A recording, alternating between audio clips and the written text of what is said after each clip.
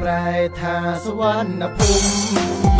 ខ្មែរជួបជុំក្រុមមានក្រុមសន្តានយើងជាខ្មែរយើងរួមចិនហើយយើងរួមប្រាណយើងបានជំរុញជាតិខ្លាំងក្លាមានខ្ញុំហើយបងប្អូនយើងស្មើខ្លួនចូលរួមទាំងអង្គគ្នាគ្រប់គ្រងជំរុញជាតិនៃកម្ពុជាតាមហេតុពីយោងគ្នាងជួនជាតិអ្នកប្រយុទ្ធក្រុងអង្គរយើងយកជ័យមានបារមីគ្រប់ទាំងក្រុមទីបងប្អូននៅទីនេះខិតខំសំពីស្លាយគូដើម្បីជាតិខេមរា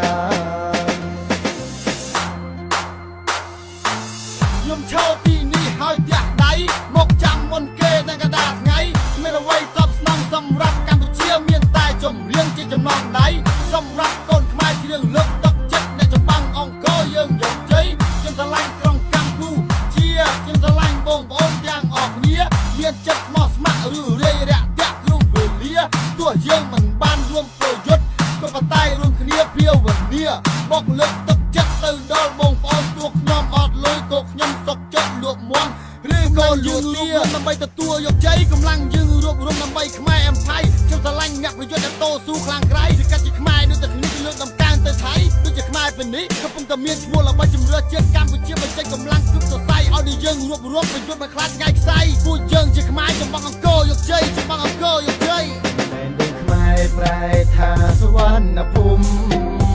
ខ្មែរជួបជុំគ្រប់មានក្រុមសន្តានជាខ្មែរយើងរួមចិនហើយយើងរួមប្រាណយើងបានជំរុញជាតិខ្លាំងក្លានៅទីនេះមានខ្ញុំហើយបងប្អូនយើងស្មើខ្លួនចូលរួមទាំងអង្គគ្នាគ្រប់គ្រងជំរុញជាតិនៃកម្ពុជា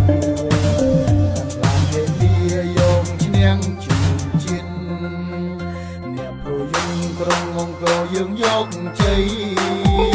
មានបារមីគ្រប់ទាំងក្រុមទីបងប្អូននៅទីនេះខិតខំសំ